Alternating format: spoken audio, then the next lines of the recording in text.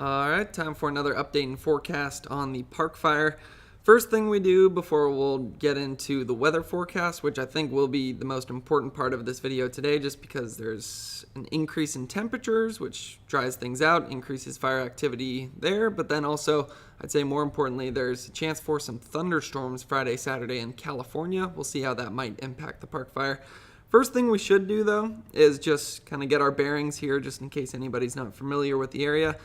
Here's the park fire. We have Chico down to the south. It's actually where the fire started, and then strong southerly winds pushed this fire quickly to the north, mostly last week. It was about a 3 to 4 day span where it just took off 40 miles to the north. And then we have Paradise on the southeast, Magalia. Forest Ranch is here, but we haven't seen a lot of fire activity there recently.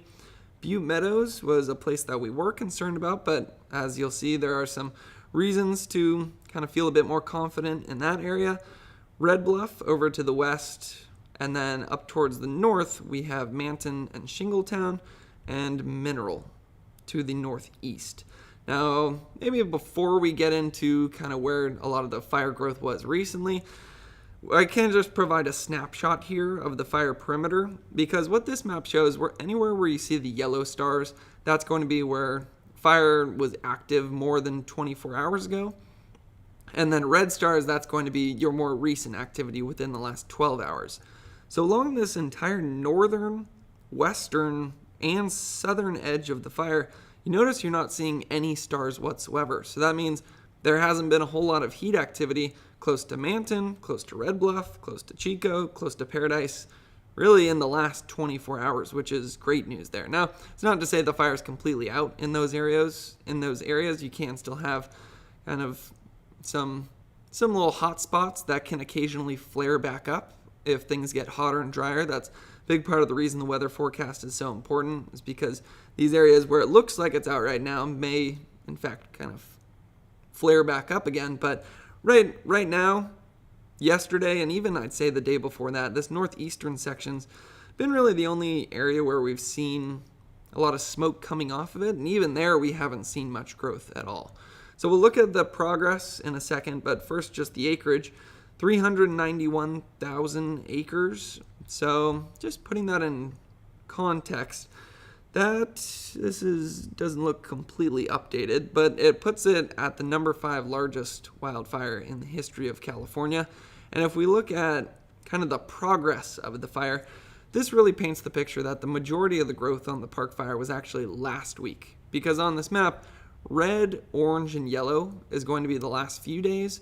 Green, blue, purple, that's going to be more of our growth Tuesday, Wednesday, Thursday, Friday of last week. So as we were still in July, it's now August 1st, kind of around the peak of wildfire season right now.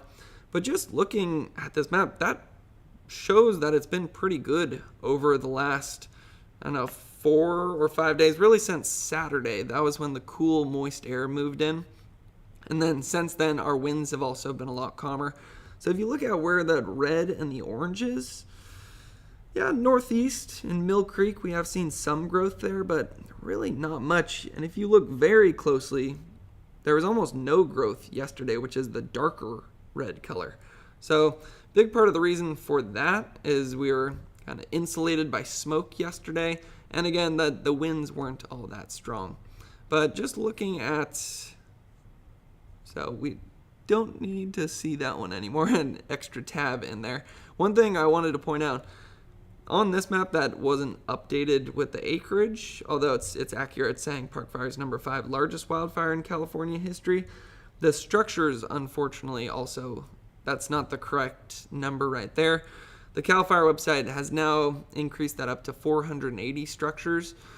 So definitely unfortunate to see that. As I always say, thoughts and prayers go out to everybody who's been impacted by this fire. Not just people who have structures destroyed, but anybody who might still be evacuated. I know that can be very difficult as well.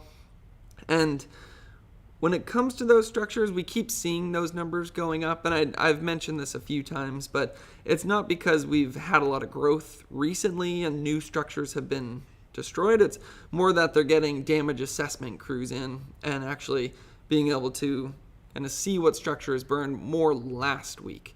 But if we look at kind of structures on this map right here, that's going to be anywhere where you see your orange dots. We have Cohasset in here, which was completely within the fire perimeter. Can't see that unburned island right there, and that is an important point I want to make about wildfires is within a wildfire perimeter, not everything is just completely destroyed. I actually heard in one CAL FIRE briefing, they're saying of the damage assessment reports that they'd done, 76% of the structures actually showed very little damage at all. And a big part of that was those were the structures that created really good defensible space around their home, or in some cases just kind of got lucky. So it shows that within a fire, not everything is just destroyed and just burned to ash. You can have low severity fire, areas of high severity fire, unburned pockets like that. And then you can have a lot of this acreage might actually just be beneficial growth. Like something that I was talking about yesterday, I was trying to work on this idea about how acreage burned isn't always a bad number. Like you see that 390,000 acres, that seems like the world's just going up in flames and everything's bad. But a lot of the growth on this fire, you could actually say would be beneficial to the environment, because kind of the natural fire environment, what a lot of our vegetation and even some of our animals evolved with was low severity, frequent fire. And the fire regime that's going to kind of be most beneficial to those plants and animals is the one that they evolved with. So if we do fire suppression for 100 years, you get a bunch of fuel accumulation, and all of a sudden there's just a huge fire that has high severity and wipes everything out. That's not what the plants and animals are used to, so it can actually be a lot more detrimental. So it can also just, clear out the fuels so then they don't accumulate as much, and then you don't end up having as extreme of wildfires, so then it's easier to control, so it makes it easier for us to protect life and property. And then I heard Zeke Linder say this, but I guess there's some deer in this area that after a fire comes through, they like those little sprouts that come up, so it's good for the deer populations. So just because we see 390,000 acres, it's good to remember that that's not just pure devastation right there. And a big part of the reason that we haven't seen as much growth over the last few days, along with the improving weather conditions, is also just the fact that we have a massive amount of resources on this fire. 6,000 personnel, 41 helicopters, 500 engines. I think that's the new record for the most resources I've ever seen on a fire. And I heard there were some new crews coming in from Utah and Texas throughout the day today. And they have been doing some great work on this fire. You can see even some black on the southern and western portion of this fire. So I usually don't even talk about containment because it doesn't really tell you all that much. But it is up to 18% technically. And anywhere where you see the black on this map is where your containment is going to be. I mean, just looking at this, it looks like it's more than 18%. It's kind of hard to tell though. And then where we have had some concerns recently, like on the northern side, a few days ago we had some spot fires up there with southerly winds, so we're thinking, it might be going up to Manton and Shingletown. Well, the heat is basically gone from the northern part of the fire. And then on top of that, anywhere where you see those black X's, that's where they've put in dozer lines between the fire and, let's say, Manton. And not only primary lines, looks like they have secondary lines, contingency lines, with the pink X's meaning more lines on the way.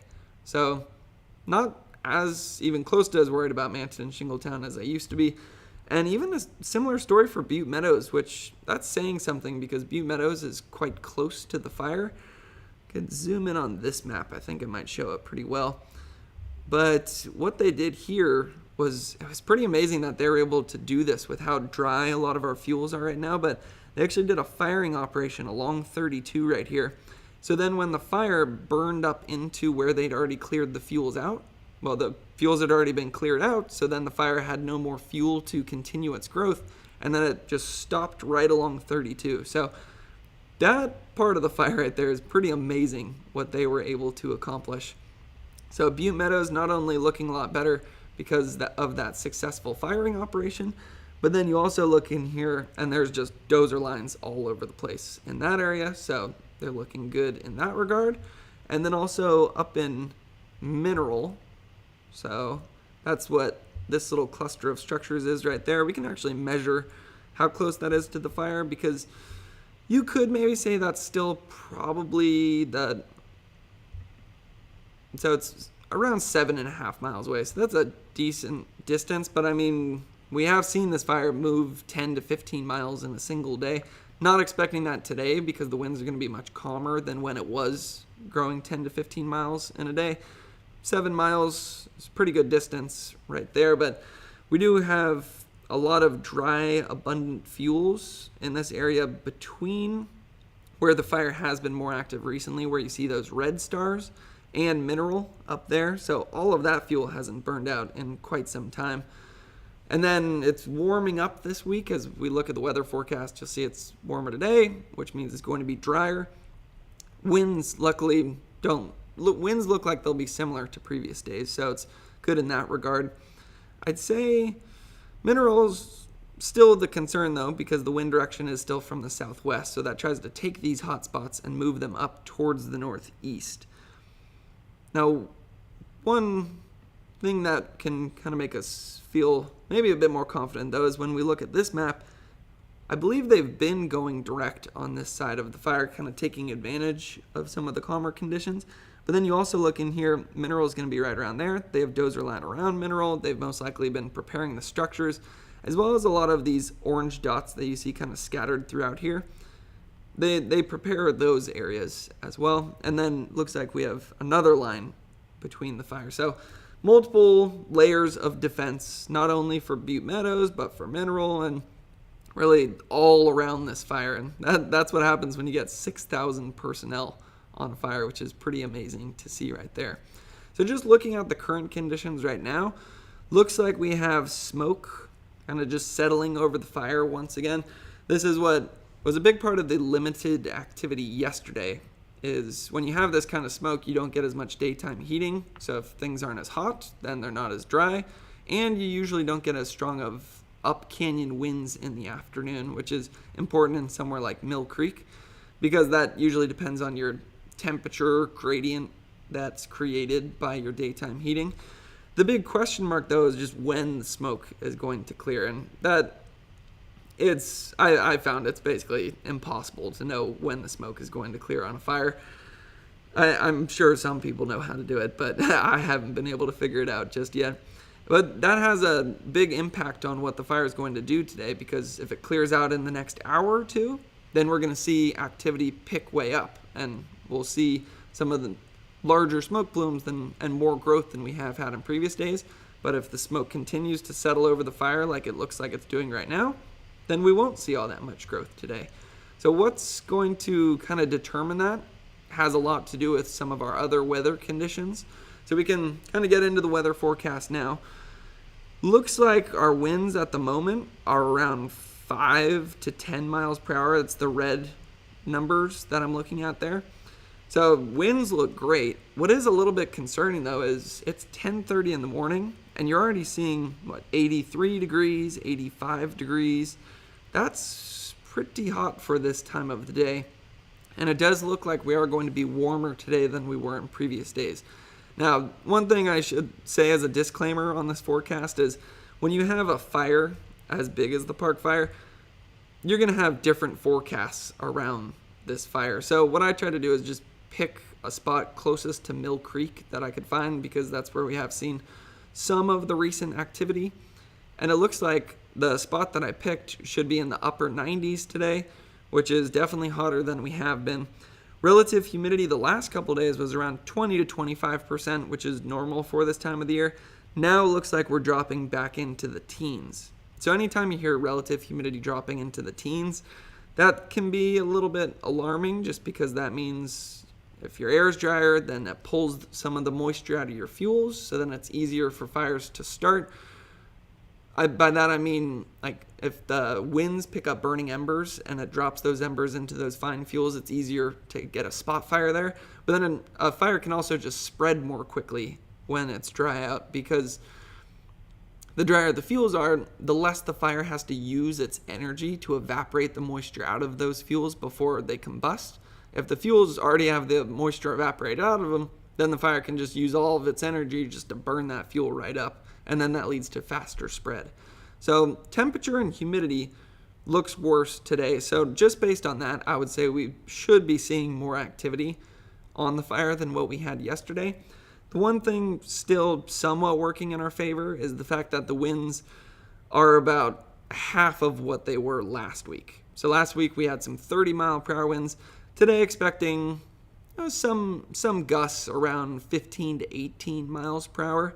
And it looks like it's more from a southwesterly earlier in the day and then turning a bit more southerly as we get into the afternoon. So that's why I would say mineral is still maybe my top concern on this fire, just because where we've had the heat recently, actually we can even throw the winds on this map. Oh, interesting. You can see how that works. So if you look at the winds right now, it looks a bit more southwesterly. And then if we look at the winds around the peak of the afternoon, it's a bit more southerly. It's still southwesterly though. And notice the direction of that does go from where we have had some of that heat recently up towards mineral. So that's why that is, I would say, my top concern right now, and that's a lot of dry, abundant fuel in between the fire and mineral. I will say though, if I had to just say my prediction, I don't think mineral's in any threat throughout the day today for two reasons. One, all of the resources that we have on this fire, and just the fact that these winds aren't going to be nearly as strong as they were last week. But that doesn't mean we're completely in the clear, because, if the smoke clears out very early in the day, you get a huge smoke plume, all of a sudden the wildfire starts creating its own weather, and you could just throw the weather forecast out at that point. So, yeah, definitely going to be watching it, but I don't think we have any immediate threats to any communities today.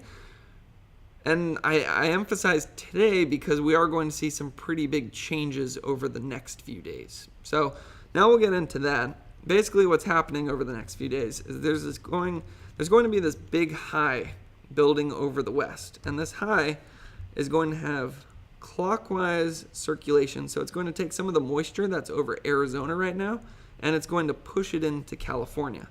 So what that's going to look like, we can actually check out the water vapor imagery right here. See the moisture over Arizona, see the dry air over California right now. That moisture is going to rush into California, and it's going to bring the chance for some thunderstorms Friday and Saturday. Now, obviously, the reason that's a concern is because if you have thunderstorms, you can have lightning, which can start some new fires. And the other thing that this high does as it builds in and strengthens over us is it warms things up. So not too long ago, we were actually below average with our temperatures. But now you can see much of California is back into the red, which means above average temperatures. So about 5 to 15 degrees above average. As things warm up, things dry out even more. So then it makes it more likely that if you did see some lightning because of a thunderstorm, it makes it more likely that that would turn into a new fire. And then that would potentially either pull some resources off of the park fire, or if you got thunderstorms over the fire, that can lead to some gusty, erratic winds, can push the fire in all sorts of different directions. I've been doing these wildfire forecasts since 2020, though, and I've seen a number of fires where we had the thunderstorm threat coming in. We're thinking, oh, there's going to be gusty, erratic winds. There's going to be lightning fires starting. This is going to be a bad situation for California. And then it ends up raining on the fire. And then after that, the fire basically just dies down over the next few days, and it ends up really helping us. So that's why I always say wildfire is a bit of a mixed bag and a wild card when it comes to your forecast. More often than not, I'm not even going to say more often than not. I've seen it go both ways. So, yeah, could bring rain, which is beneficial. Could bring lightning and gusty, erratic winds. That's just something we'll have to wait and see. It's pretty hard to forecast which of those options is actually going to happen. So let's actually look into Friday now, because that's when that moisture is going to be coming in. Gotta back up here because we're zoomed in on Northern California and we couldn't really see it, because at least with this model, this is the European model, tends to be better than the GFS, which is the American model, unfortunately. But the ECMWF has more of those thunderstorms showing up in the southern Sierra and southern California on Friday. maybe just a few up in NorCal. And then on Saturday, it has the thunderstorms a lot more widespread and more so up in Northern California. So based on this model, it looks like Saturday is the day to watch on the park fire, but Friday and Saturday, I would say, keeping an eye on the chance of thunderstorms in the Sierra. And thunderstorm, I will say, models aren't the best at predicting when and where thunderstorms are going to happen. It is typically going to be peaking in the afternoons, but yesterday the models had the thunderstorms well to the east of the park fire. Now it actually has it pretty close. So we're going to have to see how that situation changes there as well. So kind of just summarizing everything that we've talked about. This map looks very messy right now, so maybe I'll clean it up before I say anything. So here's the park fire. It's only really been active on the northeastern section over the last couple of days. I am expecting activity to pick up today as it gets hotter and drier. Luckily, although the winds are going to be from the southwest again, which will try to push this fire up closer towards Mineral, they're only around 15 miles per hour, so not expecting it to actually threaten that community throughout the day today. And then on the north, the west, the south, so places like Manton, Red Bluff, Chico, Paradise, you're not seeing any of those red stars, which means very little activity in the last 24 to 48 hours. So not really concerned about those spots at the moment, but as things get hotter, we'll see if anything kind of flares back up in those areas. So definitely have a lot to watch over the next few days. I'll continue to bring you these updates, and yeah, overall I'd say park fire looking a lot better than it was last week, but definitely some challenges on the horizon, so we'll stay tuned there. So hopefully this video was helpful, and thanks for watching.